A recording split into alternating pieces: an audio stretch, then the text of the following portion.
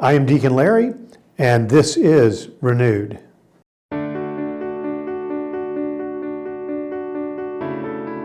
Hello, Deacon Larry at St. Teresa's. Welcome again to this episode of Renewed. You know, perhaps today this is more a question for you, and that is, do you have a theological or a scriptural, a principle by which you live your life?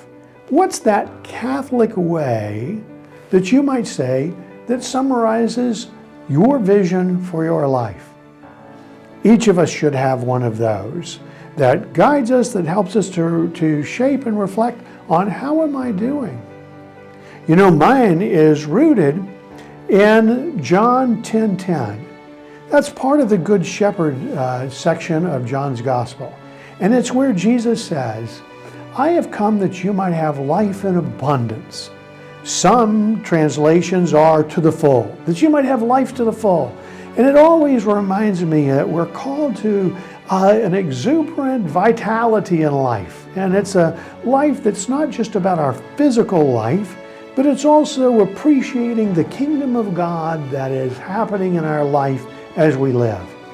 Even in difficult times, even when things are not working as well as we hope, even when there's stress in our relationships, that even in the midst of the struggle of life, God calls us to the fullness of life.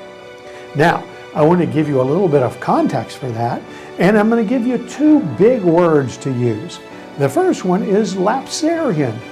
Lapsarian. You hear, if somebody lapses, well, what have they done? They've fallen short. The Lapsarian point of view, as it were, is how do we think about what happens after the fall of Adam and Eve? Contrary view, the one that I tend to live by, is called Supralapsarian.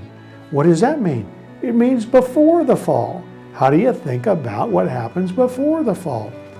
Both of those come to the central issue of why did Jesus come to us? The Lapsarian view, well honored in our Catholic tradition, and I'm not in any way going to take away from that, is that Jesus came to save us from sin.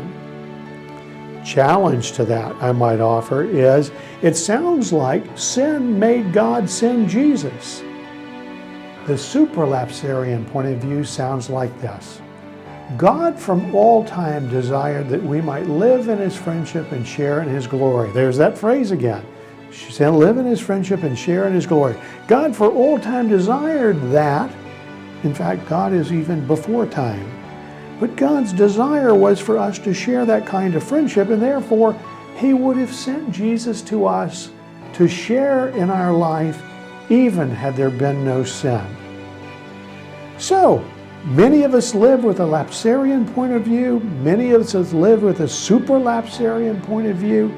For me, it helps me to come and understand what Jesus meant when He said, I've come that you might have life to the full. And that He always desired life to the full for us. That was what Father, Son, and Spirit freely willed for us from the beginning. And always, and therefore always do will that for us. Now, I recognize certainly Adam and Eve's story accounts for human sinfulness. The story of salvation history is one of falling and improving and falling again, and that when Jesus came, He did indeed save us from sin and death. So I get the Lapsarian point of view as well. Bottom line, though, is Lapsarian, Supralapsarian. Question for us to answer is, what is our core belief? For me, again, it's God's desire for you that you live in His friendship and share in His glory, starting today, but living it always. Thanks for being here.